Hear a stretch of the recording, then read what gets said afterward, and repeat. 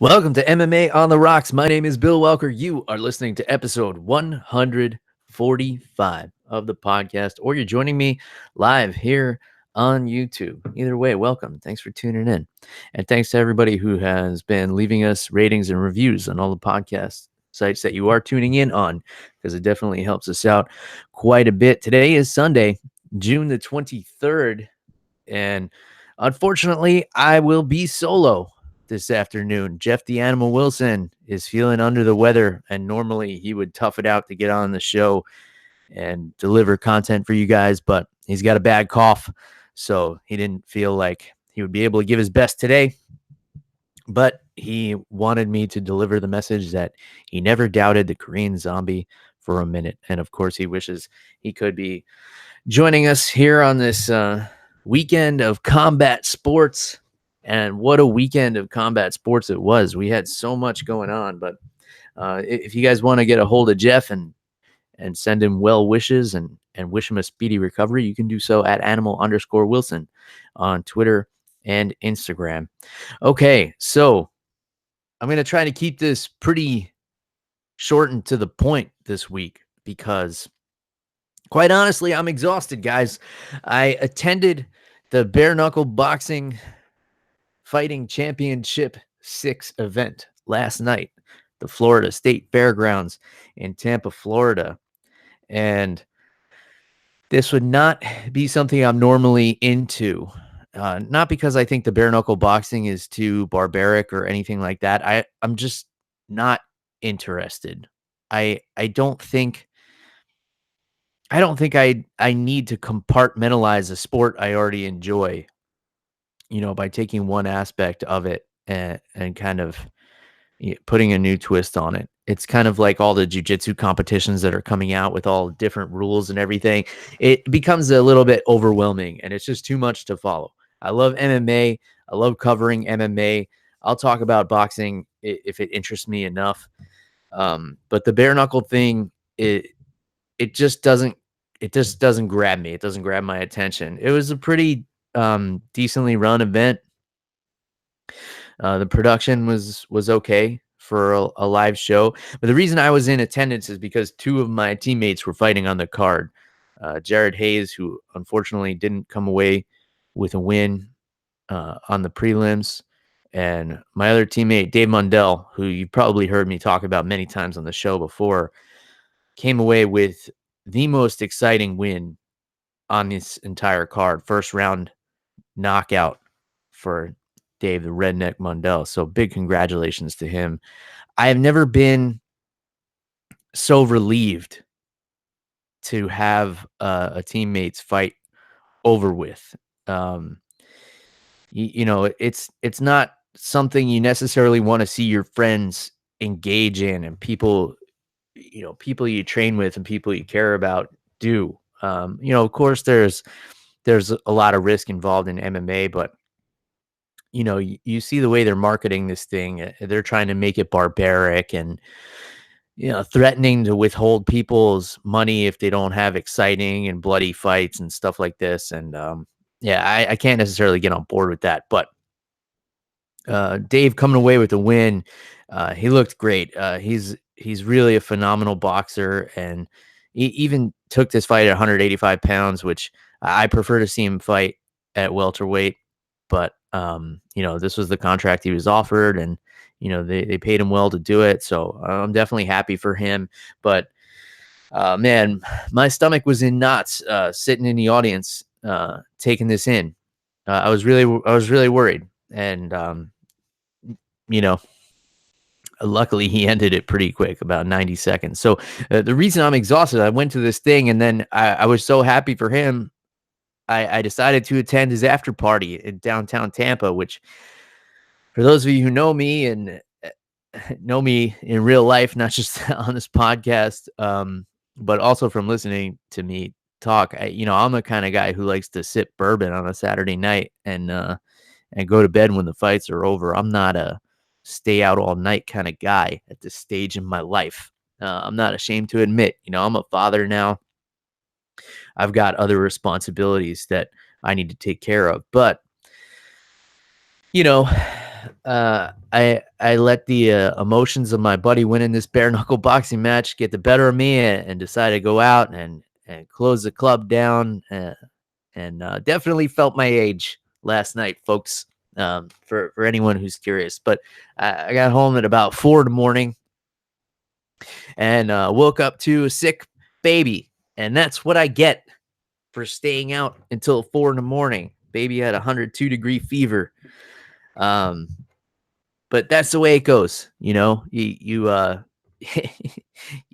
a little bit of ego and think you could handle a late night out, and then karma kicks you right in the testicles. So that's where I'm at right now. I'm running on very little sleep, so I apologize if I'm not delivering the same energy you guys are accustomed to. But the bare knuckle boxing. So I feel like overall, I found myself very bored at this event. Um, some of the fights were exciting, but uh, for me, it was more about enjoying being around my team and cheering on a teammate. But the actual sport itself, I just couldn't find myself getting into it. The strategy involved with the knuckles exposed, and some of the talent we saw on this show. We saw guys who had retired long ago from mixed martial arts that I really hate to see still competing, like Chris Leben and Joe Diesel Riggs and Joey Beltran. These guys are legends in my book. For anyone who's been following mixed martial arts for a long time, and to see them have to do stuff like this instead of having radio shows or writing articles or teaching in their own gyms, which I know they're doing some of that as well. But to see these guys, who are, some of them in their 40s, fighting bare knuckle boxing, I guess for the money or just for the love of competition, whatever the reason, it's just not something I can really get behind. And maybe I'm being a bit of a downer for people who enjoyed it.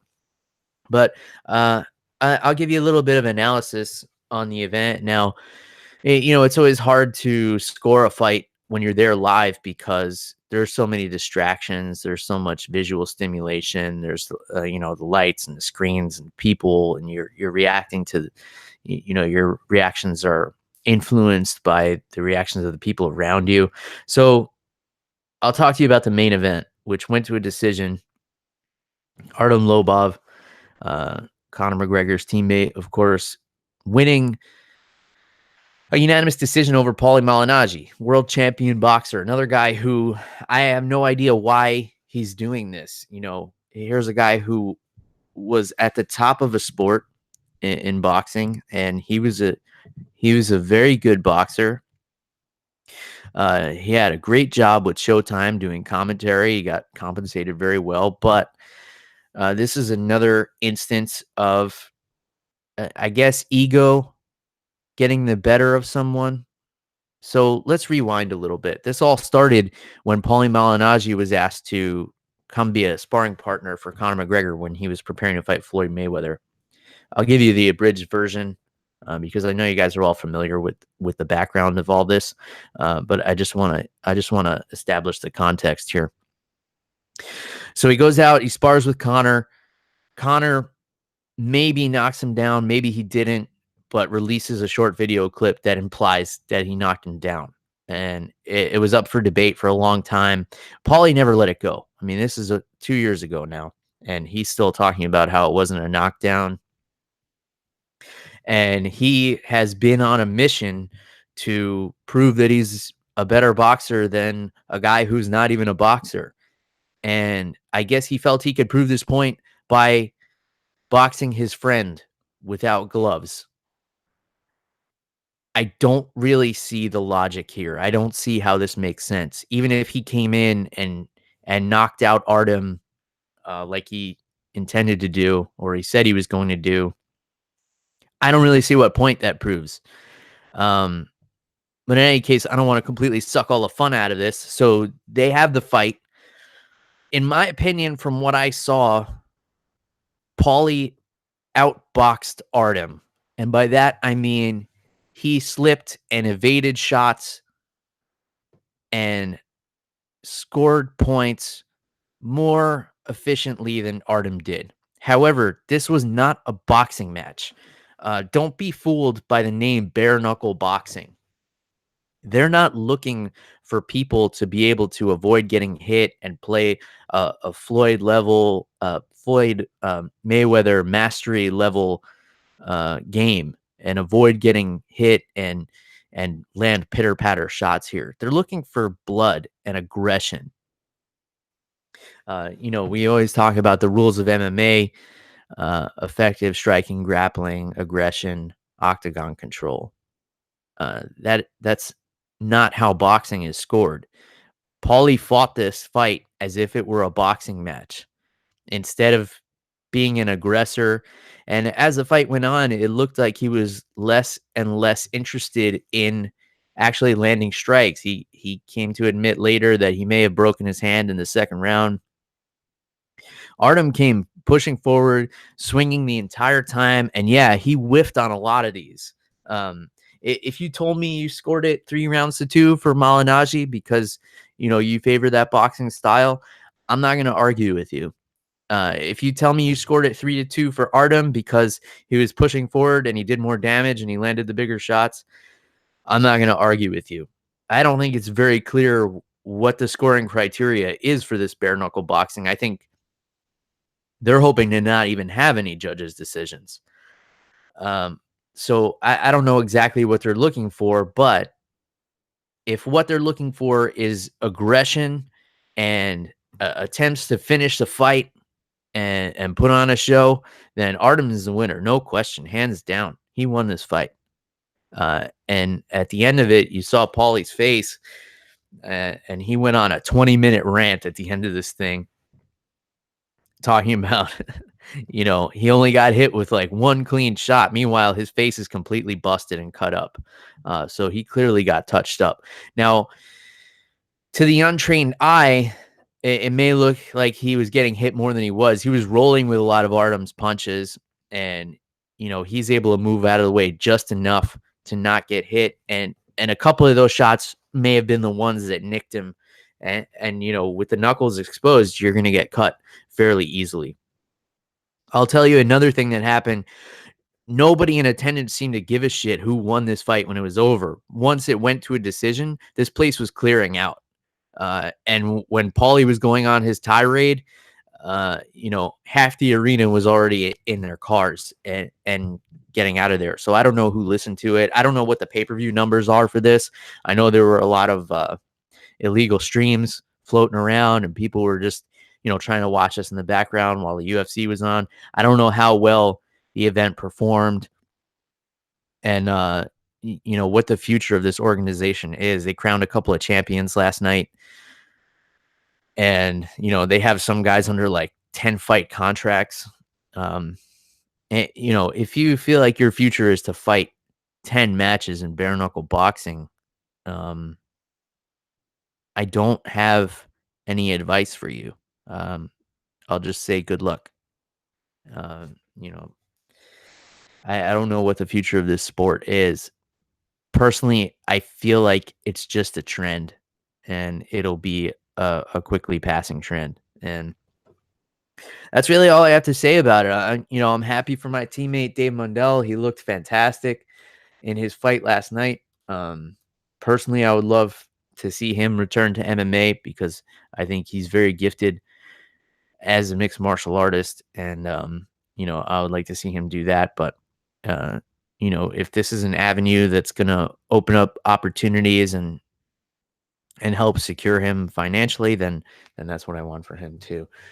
Speaking of mixed martial arts, let's get into it. So I had to watch these fights this morning, while nursing my sick child on little to no sleep. So maybe I'm not going to give you guys the best analysis today, but I'm here. I'm doing it. So let's talk about it. UFC Fight Night 154. Renato Moicano versus the Korean Zombie. Sung Jung. Both of these guys were coming off of losses. So, they're both still ranked in this featherweight division, looking to get to bounce back. They're both looking for this rebound. Korean Zombie looked phenomenal in this fight. He comes out very stoic, very flat-footed, and what he did was trigger Moicano to engage. He threw out a jab just to see how Moicano would counter, and when Moicano came back with a left, I think Korean Zombie knew he had him at that point, and then waited for him to throw that left again, slipped his head just enough off the center line, and came with a right hand over the top that Moicano was blocking his vision from with his own arm, and landed right on the chin. And the most impressive thing about this finishing knockout sequence was Korean Zombie never took his eyes off of his target. So even with arms flailing in his face and Moicano falling to the ground, his eyes were laser focused on Moicano's face, and he was even able to land another hook on the way down. Just a phenomenal sequence here. And if you're a striking coach and you want to teach picture perfect head movement into counter striking, this is it. He moved just out of the way enough and timed that counter strike so perfectly. And credit to Moicano here, because he hung in there where a lot of guys would have been finished just from those strikes. They were right on the button, and that extra hook on the way down probably didn't help matters anymore. But he did hang in there a little longer. The referee let it go on a little bit, but Sung Jung just jumps on the back and pounds Moicano out, and the referee had to jump in and save him. Just looked phenomenal. Personally, I would like to see here a rematch with Korean Zombie and Jose Aldo. Aldo's having a bit of a resurgence in his career. Korean Zombie could always be a highlight, a main event. So maybe make this a fight night or even a co-main event on a pay-per-view.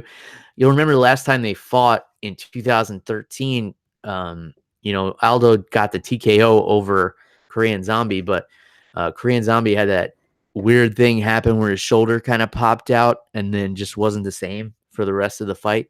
So, it's been a fair amount of time. I think we can run this one back. Co-main event, Randy Brown looking very good against Brian Barbarena and getting the TKO in the third round. So Randy Brown had a distinctive reach advantage, but he didn't use it to keep distance. He instead decided to stay in the pocket with Barbarena, which I thought was very interesting. And he used his footwork and he used his length in a way to keep Barbarena from closing the distance, even though they were in the pocket. And just a great finishing sequence from him. He dropped Barbarena with a nasty body shot. Randy Brown just looking awesome in there against a really tough guy in Barbarena. And unfortunately for Barbarena, second fight in a row where he gets put away, TKO'd in the third round. So maybe some time off for him. And, Randy Brown looking good, man. He looks like he put on some size. He looks a little bit bigger, a little bit more filled out, really coming into his own. I know Animal Wilson was cheering for Randy Rude Boy Brown because he trains at Renzo Gracie's in New York. So he was able to rebound from that loss against Nico Price, which was almost a year ago now. So, he took a bad knockout. He did the smart thing. He took almost a year off and came back and looked phenomenal. So I don't know what's next for him necessarily. This is a stacked welterweight division with a lot of bottlenecking at the top. So I would like to see him get in there with one of these strong wrestlers in the division, though. I think that would be an interesting test for him. But, pushed up to the co-main event, and I think he definitely used his chance to shine very well. Another fight. This was the craziest fight of the night, probably. Andre Ewell and Anderson dos Santos. These guys just fucking slugged it out. This is the kind of fight that they were hoping to see in the Bare Knuckle Boxing Championship. Andre Ewell getting a unanimous decision, and rightfully so. You know, he was so creative with his angles and his strikes, and these guys fought in a phone booth, but he was still able to, the way he popped in and out of the pocket. You know, he would throw a jab, jump out to avoid a strike, and then jump back in to land another strike. That's something that's so hard to master in striking. It's so hard to teach somebody how to do. It's so hard to get the timing down, to react just right, because you have to not only time your first strike, time your opponent's strike to get out of the way of it, and then time your strike on the way back into the pocket. So very impressive win for Andre Ewell. Andrea KGB Lee getting the win over Montana De La Rosa. It was a competitive fight, but, you know, Lee got it done there. Kevin Holland got the job done against Alessio Di Chirico. These guys had some kind of weird altercation before the fight, Instagram battle or something. I don't really know what went on there, but they were still exchanging words when the fight was over. But win for Kevin Holland. So good for him. He looked good. He looked strong. Di Chirico's a tough guy, so that's a good win. I'm going to jump around a little bit here. I'm going to be honest with you guys. I did not watch every fight. But so I'll just talk about the ones that I was interested in. I told you guys last week, Jairzinho Rozenstruik. This guy is a fucking scary heavyweight. Huge, powerful, cuts weight to make heavyweight. Knocked out Allan Crowder in 9 seconds, and he knocked him out with a jab moving backwards. Now, that wasn't the strike that knocked him out. It was the big swinging, clubbing strikes that he rained down on him after he fell down. But if you were looking at this from behind Rozenstruik and you saw the strike land, you wouldn't know what the fuck happened, because Crowder just hits the ground as Rozenstruik's moving backwards. He flicked this jab out so quick that the camera behind him couldn't even pick it up. You had to see another angle, and then you saw he just snapped the jab right in his face as he's moving backwards. I can't express to you guys how difficult this is and how much it speaks to the power of Rozenstruik. And then when Crowder hit the ground, he followed up 9 seconds. Have a nice night. And man, this is a dude I've been telling you guys to keep an eye on for a while now. He had that nasty head kick knockout in his last fight. Just a kickboxing machine. We have yet to see his grappling tested, so that would be the only thing that would concern me. But you know, with Daniel Cormier on his way out and possibly Stipe on his way out, it's not a very grappling heavyweight division. So I don't know if you want to throw this guy to the wolves just yet, but maybe like a Tai Tuivasa would be a really fun fight. You know, that head kick knockout of Junior Albini proves that he can definitely hang. I think that was only the second time he had even been to the second round. This guy finishes all of his fights in the first round pretty much. Only been to the decision one time in Ryzen. So this is a guy to keep your eye on. So Jairzinho Rozenstruik. Don't ask me to spell it for you.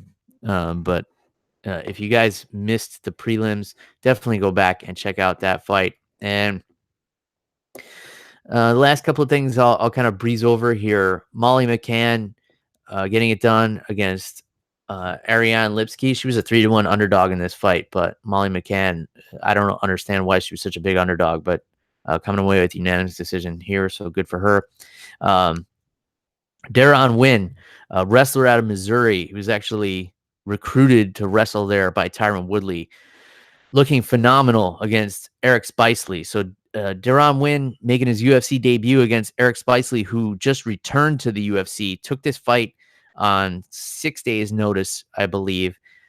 And Winn, world-class wrestler.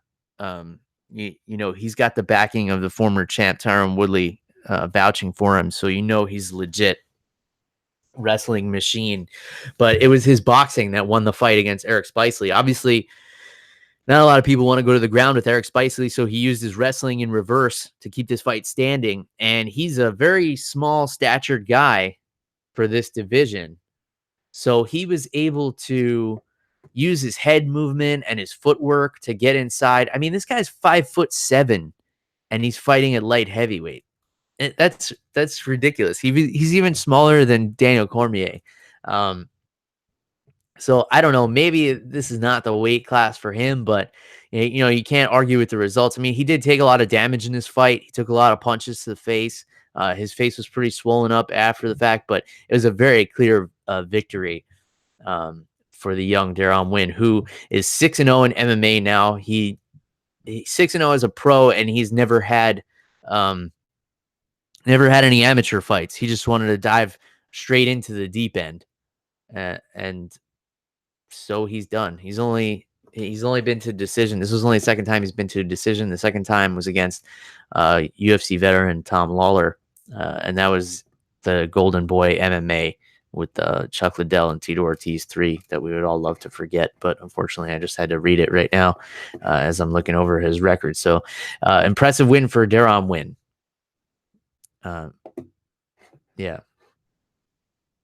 So there was Bellator this weekend as well. I did not watch it, but I'll give the results for you guys who maybe are curious. Rafael Lovato Jr. remains undefeated and beats Gegard Mousasi in the main event for the middleweight championship. I did not see the fight, so I don't know how it went down. It was a majority decision, which means I guess one judge might have given it a draw, so maybe it was a close fight. Paul Daly rebounding from his loss to MVP in that terrible fight with a unanimous decision over Eric Silva. It looks like pretty much the entire main card was all decisions. I'm just looking for anything jumping out. Conor McGregor Jr. or James Gallagher won his fight, so good for him, I guess. And yeah, nothing else really grabbing my attention here. If there's anything I missed, if there's a UFC fight I didn't talk about that I need to go back and watch, please do let me know. If there's anything on this Bellator 223 card, which took place in London, that I really shouldn't have missed, please do let me know. I have no intention of going back and watching this unless somebody says, "Hey, Bill, go fucking watch this." In which case, I always take your recommendations, guys. And I always look forward to hearing your opinions and your feedback, and I appreciate everybody who gives it to me. All right, guys. I'm gonna have to wrap this one up here. I mean, hopefully I covered enough to get us through the week here, and we're approaching July quickly.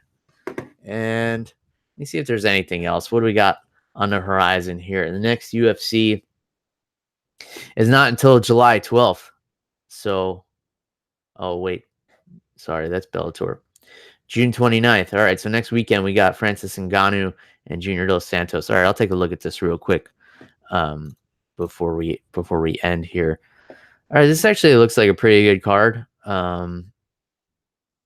at first glance. Francis Ngannou, Junior Dos Santos, that's a fantastic main event. Who wouldn't want to see that? Damian Maia and Anthony Rocco Martin as the co-main event. That's interesting because two very strong grapplers, but I don't know if Anthony Martin would want to go to the ground with Damian Maia. So that's a cool one. Joseph Benavidez and Jose Formiga trying to keep this flyweight division alive. You got Chaz Skelly, never in a boring fight against Jordan Griffin. Big Maurice Green and Junior Albini. That's a fun heavyweight fight on the prelims. Eric Anders trying to bounce back. here also on the prelims, it looks like, against Vinicius Morea. Sergio Pettis hanging out at the bottom of this card against Ricardo Ramos. Roosevelt Roberts, this guy, undefeated, very exciting fighter. He's gonna be fighting Vince from Hell Pichel. Keep an eye out for that one. This is actually a very, very solid card. Drew Dober and Marco Polo Reyes. That's a fun one. All right. We got some good stuff going on here. This is good. Target Center, Minneapolis, Minnesota. UFC on ESPN 3. So this one will be on TV, guys. You got nothing going on Saturday night? Check this out. Or, DVR it. I think I'll be watching this one live because I didn't get a chance to watch the UFC live this weekend. All right. I need to recover because I'm running on fumes here, gang. Hopefully I gave you guys enough to get through the week, like I said. And reach out to me if you have any feedback on the show or any suggestions. I'm always open to new things. We got a Scotch month coming up next month. Don't forget about that. And I'm still planning my brewery tour episode. I haven't forgotten. I know I promised it to you guys. Some of you have let me know that you're looking forward to that, and I definitely appreciate that. I want to really plan it out and put a lot of thought into it, which is, opposite of my usual strategy of turning on YouTube and just recording live off the cuff. Any case, that's all I got for this week. If you guys want to get a hold of me, you already know it's at MMA on the Rocks, Twitter, Facebook, Instagram, all that stuff. Send me an email, MMAonTheRocks@gmail.com. Visit the website, MMAonTheRocks.com. And that's it. I've had it. So I'm out of here. Until next time, cheers, everybody. Goodbye.